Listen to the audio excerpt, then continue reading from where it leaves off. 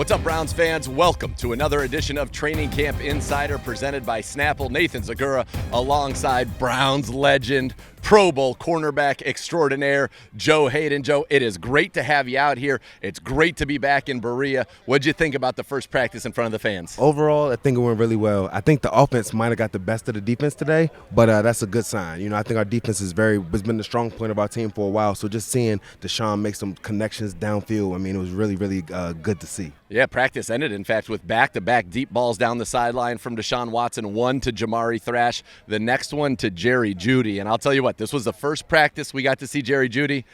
He looked very explosive. He's explosive, he's quick, he's fast, he's tall, he runs great routes. And I just being able to see him out here releasing off the line, getting vertical, running slants, running the deep routes and the short routes. So it was just really good to see him out here being overall, it looked like a number one receiver. Yeah, that's what he was drafted to be, right? Coming out of Alabama, where he won the Blitnikoff Award, much like his idol, Amari Cooper, had done prior to that. And, with Jerry Jeudy, what you saw today, you mentioned the slant and then the after the catch to the house, the vertical speed down the sideline. But, he's a guy that when I was watching him, his ability to change directions at the top of his stem where you think he might be going out and then he crosses you over and goes in, very explosive. And if he's kind of playing that vertical slot role, it's going to be tough because corners can't really get their hands on him at the line of scrimmage to reroute him. Exactly. It's going to be very, very dangerous because he's extremely quick. And like you said, his change of direction is his stop and start. He can get the top speed so fast and then stop on a dime. So it's very, very tough to guard. So one of the things I always like watching are the battles that are out here. And one of the battles that's been really going on since the Greenbrier, Amari Cooper and MJ Emerson, the man who is now wearing number 23, continuing that legacy and the standard that you established. When you get that kind of iron sharpening iron, that good on good, how valuable are those reps? It's like game reps. You're playing against Pro Bowl caliber players, and that's only going to get you better. I was similar to when I was playing against Josh Gordon. We had some battles in practice, Antonio Brown battles in practice. It's just when you play against those guys, you have no choice but to get better. Yeah, it's either that or you're going to get embarrassed. You're going to get embarrassed, for sure. That's not an option. No. Speaking of MJ, I thought last year just a phenomenal season. 4 interceptions, 14 passes defense. He was top 3 in the league in completion percentage allowed, quarterback rating allowed. Really felt like he became a star. What have you seen in his game and his development here, and now what could be, I think, a Pro Bowl season in year 3? Man, I think it's just now he's becoming, the game's starting to slow down to him. He's so big, he's so physical. I think now he just was doing all of this off talent. I think being able to get into the film study, being able to see, kind of know what's going to happen before it happens, I think that's his next step to being able to make a couple more plays. But he's doing that without just being young and trying to get right. It's amazing he was a third-round pick. Crazy. If that draft was redone, he'd be a first-round pick for sure. And it's a great thing that Andrew Berry found him out there, no doubt.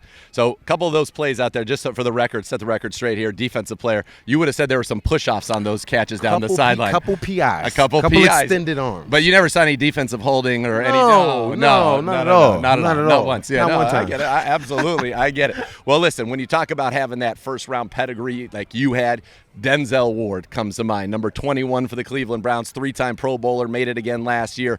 And he had, again, another good day out here. He got a couple of picks up there at the Greenbrier, had one today, and really probably the best play of the day for the defense. Oh, for sure. He's just, Denzel Ward, I think he's one of the top 3 corners in the league.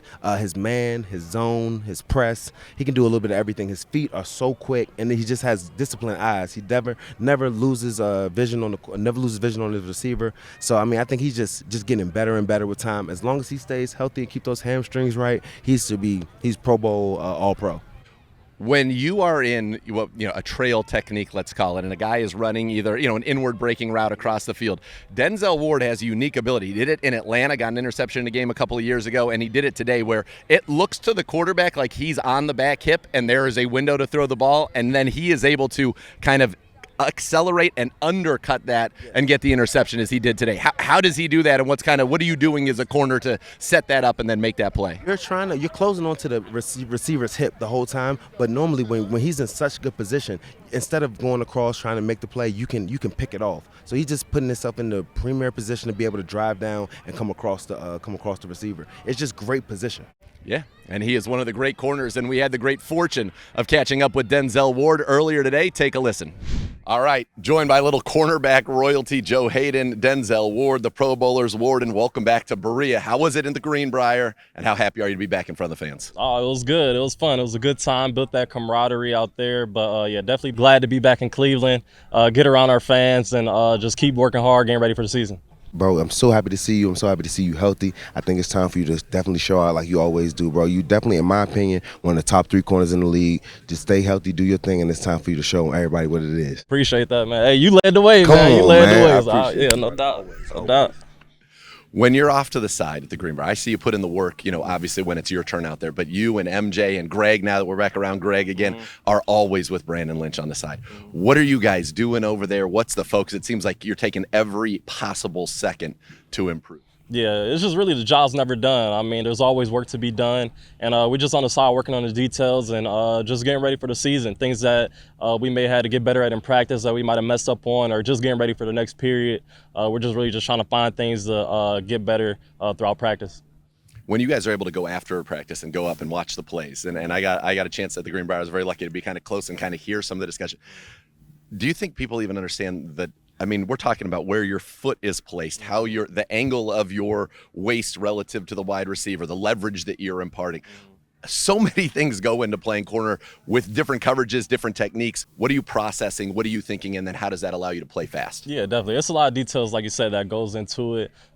Just getting the call first and then getting lined up where you're supposed to line up, and then just find a way to execute that call. So knowing your leverage and where you're supposed to be at, where your help might be at, your job assignment. So it's a lot of things that go into it, but Yeah.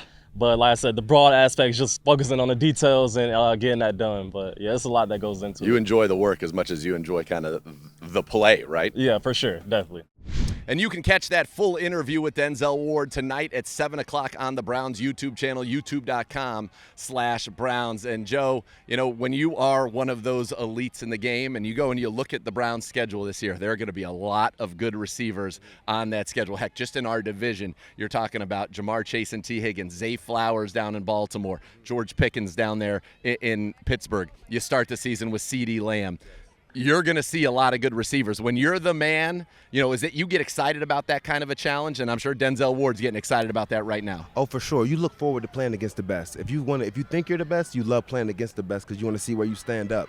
And when you ball out against those guys, that's when everybody gets to know how good Denzel really is. So, I mean, I will always look forward to the big matchups because it means the game's on me. Everybody's going to be watching, and then it's time to show how good we really are. All right, take me inside the cornerback room when you have to have a discussion, because I imagine top corners say, I just want to follow. Let me follow. I want to man them up. And sometimes they say, no, you play this side, you play that side, or they say you play boundary, you play field. Mm-hmm.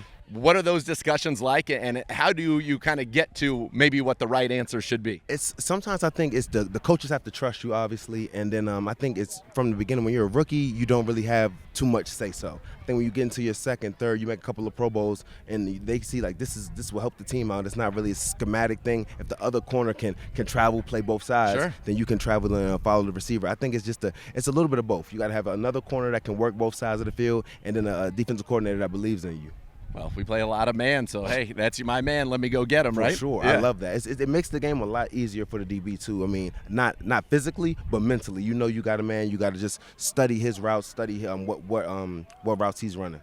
What do you think about what Bill Belichick used to do? He would take, if the team had, two good receivers. They had one great receiver and then a good receiver. Bill Belichick would often put his number 2 corner on the great receiver and double him the entire game, and then leave his stud, like back when he had Revis, to go on the number 2 and just erase him. I'm not going to lie to you. That was a great technique, because I like the number 1 corner to strap the number 2, and then you double the number 1. I mean, it's a great thing to do, or you could just put your number 1 on the number 1 guy. But I think it's just 2 different ways you can play it, but I do like the way Belichick did that, because it's kind of you're guaranteeing he's not going to get the ball. Yeah, you're clamping him up. When you're a corner going through training camp, and it starts with, individuals, and then you get into some one-on-ones, then you get into 7-on-7s, which we all know is geared for the offense's success, yes. And then you get the team. What are you trying to build as you go through a training camp to then get ready, obviously, for week 1 and beyond? You're trying to stamina. You're really trying to get your wind right. You're really making sure that your legs stay healthy, just getting your feet up under you. Because there's nothing like real practice. There's nothing you can't emulate this in the off season. Like no matter how much training you do, there's nothing like pads. There's nothing like guarding people in like the real game speed. So just trying to get adjusted to the game speed, getting your conditioning, and then just time to go. When you go through a training camp and, you say that you're rotating guys in and out constantly, is that first game, because in the preseason you're not going to play a full game, is that first game kind of like almost a little bit of a shock to the body when you're playing 80 snaps or 70 snaps and just going all out for a whole game? For sure. I say training camp helps that out because people need training camp. This gets your body literally ready for the first game of the season. Preseason is cool. We don't really do too much playing, but it's the training camp that gets you literally ready for the first game of the season. All right, let's talk about how things work on the back end of the defense. And free safety is obviously such an important position. The Browns play a lot of single high. Juan Thornhill back there, two-time Super Bowl champion, great communicator. How important is it to have that guy be vocal on the back end and to know that you have him in the post to try to funnel some of those vertical routes? It's everything, especially he's the last line of defense, and him being a big communicator lets the cornerbacks feel more comfortable knowing that he knows what he's doing back there. We have just great communication, being able to know whose back he has and just what leverage we need to play. So I think having a good safety that communicates with the corners just makes us feel more confident to know that we got somebody that has our back. Yeah, listen, Juan Thornhill is a great talker. Don't take our word for it. You're going to get to hear him in our Mic'd Up. Take a listen. It's hot today. The block is hot. The block is hot. The block is hot.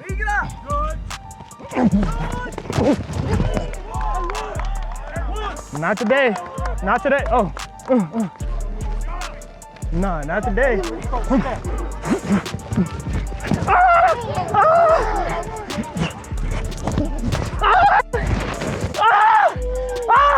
Hey! Let's go. Hey, cool. Good defense, though. Good defense, cool. No, sir. No, sir. Don't do it. Hey, don't do it. You lucky you overthrew him. I'm going to push myself until I damn near pass out. Hey, let's go, man. Stay true to your technique, man, and ball out today, man. Lock everything up. If we play man-to-man, nobody catch the damn ball, man. Dogs on three. 1, 2, 3. You saw Juan Thornhill there, almost got his hands on the ball. He talks a lot. And when you have a guy that's kind of bringing that energy, bringing that juice, sometimes stoking the competitive fires with the trash talk out there, how much does that add to a practice and maybe help everybody get the most out of it? Oh, man, it's everything. It brings juice. It really brings legitimate energy, especially when it's not fake juice. He's passionate about it. He means it, so you can tell. So it definitely brings a lot of energy to the team, and people feed off of that. Were you a big trash talker in practice? Not at all. No, I don't remember hearing much. Not too much was said, but if somebody said something to me, then I'll go back at Then him. you get them. That kind of awoke the beast. Don't do that. Don't poke the bear. Don't poke the bear. Don't poke the bear. Well, Juan Thornhill looking to have a big bounce back year. Last year, kind of hurt with a nagging calf injury that really lingered throughout the season. And people hear that and they say, calf, that's not a big deal. If you were trying to play defensive back in the National Football League and your calf was not allowing you to be explosive, how hard would it be to do your job? You can't cover anyone if you don't have your calf. So it seems like a little injury, but playing defensive back, you need every part of your lower legs. Yes, and we'll certainly hopefully have this team at full strength when we get ready to take on the Dallas Cowboys. Well, Joe, this has been a blast. I had so much fun. But guess what? The good times are going to keep on going. That's right. Joe's going to be with us Tuesday, Thursday, and next Monday. 3 more editions of Training Camp Insider presented by Snapple. On behalf of Joe Haden, I am Nathan Zegura saying thank you to the best fans in the world for watching Training Camp Insider presented by Snapple.